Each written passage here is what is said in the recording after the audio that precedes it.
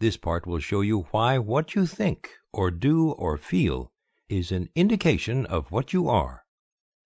Thought is energy, and energy is power, and it is because all the religions, sciences, and philosophies with which the world has heretofore been familiar have been based upon the manifestation of this energy instead of the energy itself, that the world has been limited to effects, while causes have been ignored or misunderstood.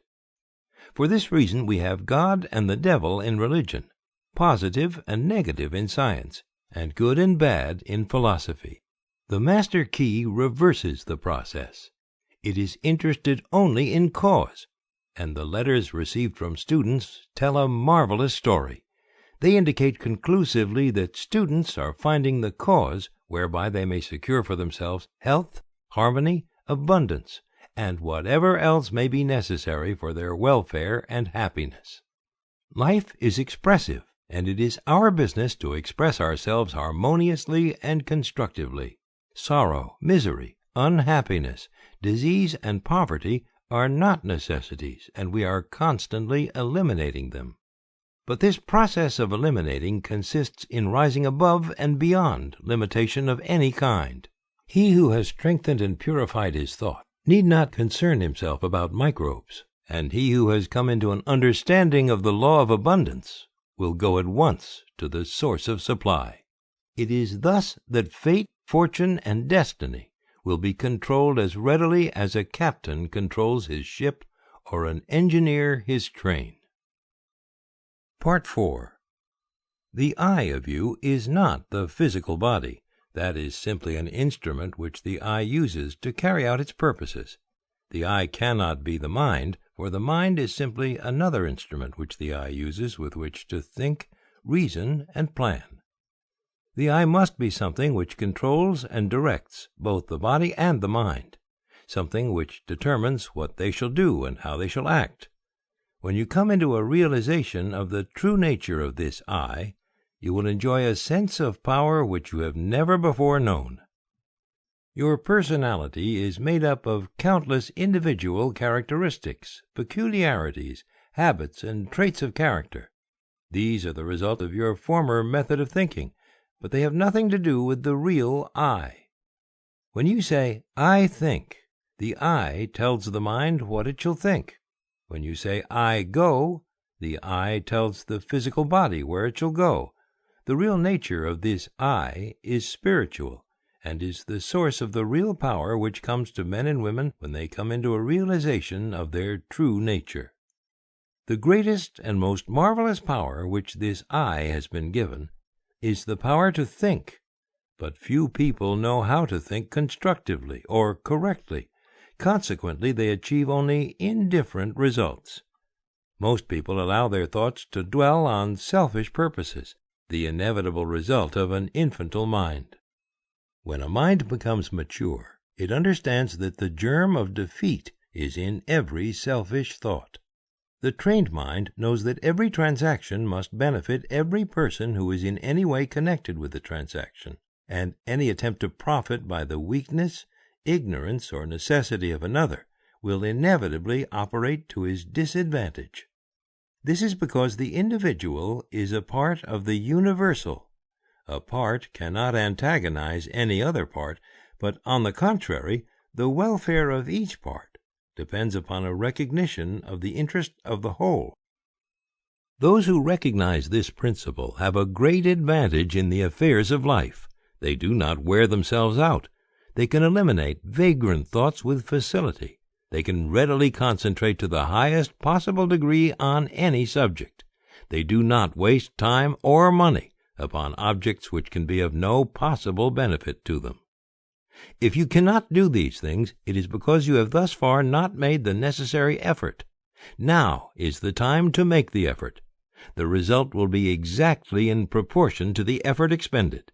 One of the strongest affirmations which you can use for the purpose of strengthening the will and realizing your power to accomplish is, I can be what I will to be. Every time you repeat it, realize who and what this I is. Try to come into a thorough understanding of the true nature of the I. If you do, you will become invincible. That is provided that your objects and purposes are constructive and are therefore in harmony with the creative principle of the universe. If you make use of this affirmation, use it continuously, night and morning, and as often during the day as you think of it, and continue to do so until it becomes a part of you. Form the habit. Unless you do this, you had better not start at all, because modern psychology tells us that when we start something and do not complete it, or make a resolution and do not keep it, we're forming the habit of failure, absolute, ignominious failure. If you do not intend to do a thing, do not start. If you do start, see it through even if the heavens fall. If you make up your mind to do something, do it. Let nothing, no one interfere. The I in you has determined. The thing is settled. The die is cast. There is no longer any argument. If you carry out this idea, beginning with small things which you know you can control and gradually increase the effort, but never under any circumstances allowing your I to be overruled, you will find that you can eventually control yourself, and many men and women have found to their sorrow that it is easier to control a kingdom than to control themselves. But when you've learned to control yourself, you will have found the world within, which controls the world without. You will have become irresistible. Men and things will respond to your every wish without any apparent effort on your part. This is not so strange or impossible as it may appear when you remember that the world within is controlled by the I, and that this I is a part or one with the infinite I, which is the universal energy or spirit, usually called God. This is not a mere statement or theory made for the purpose of confirming or establishing an idea, but it is a fact which has been accepted by the best religious thought as well as the best scientific thought. Herbert Spencer says, "Amid all the mysteries by which we are surrounded, nothing is more certain than that we are ever in the presence of an infinite and eternal energy from which all things proceed." Lyman Abbott, in an address delivered before the alumni of Bangor Theological Seminary, said, "We are coming to think of God as dwelling in man, rather than as operating on men from without." Science goes a little way in its search and stops. Science finds the ever-present eternal energy, but religion finds the power behind this energy and locates it within man. But this is by no means a new discovery. The Bible says exactly the same thing, and the language is just as plain and convincing. "Know ye not that ye are the temple of the living God?" Here then is the secret of the wonderful creative power of the world within. Here is the secret of power, of mastery. To overcome does not mean to go without things. Self-denial is not success. We cannot give unless we get. We cannot be helpful unless we are strong. The infinite is not a bankrupt, and we who are the representatives of infinite power should not be bankrupts either. And if we wish to be of service to others, we must have power and more power. But to get it, we must give it. We must be of service. The more we give, the more we shall get. We must become a channel whereby the universal can express activity. The universal is constantly seeking to express itself, to be of service, and it seeks the channel whereby it can find the greatest activity, where it can do the most good, where it can be of greatest service to mankind. The universal cannot express through you as long as you're busy with your plans, your own purposes. Quiet the senses, seek inspiration, focus the mental activity on the within. Dwell in the consciousness of your unity with omnipotence. Still water runs deep. Contemplate the multitudinous opportunities to which you have spiritual access by the omnipresence of power.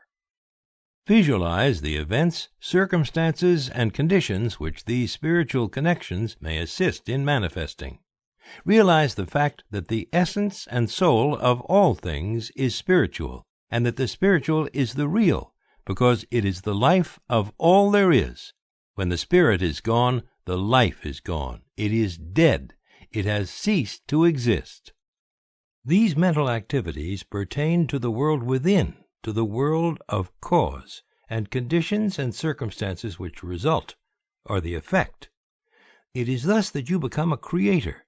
This is important work, and the higher, loftier, grander, and more noble ideals which you can conceive, the more important the work will become. Overwork or overplay or over-bodily activity of any kind produces conditions of mental apathy and stagnation, which makes it impossible to do the more important work, which results in a realization of conscious power. We should therefore seek the silence frequently. Power comes through repose. It is in the silence that we can be still, and when we are still, we can think, and thought is the secret of all attainment. Thought is a mode of motion and is carried by the law of vibration the same as light or electricity. It is given vitality by the emotions through the law of love. It takes form and expression by the law of growth. It is a product of the spiritual I, hence its divine, spiritual, and creative nature.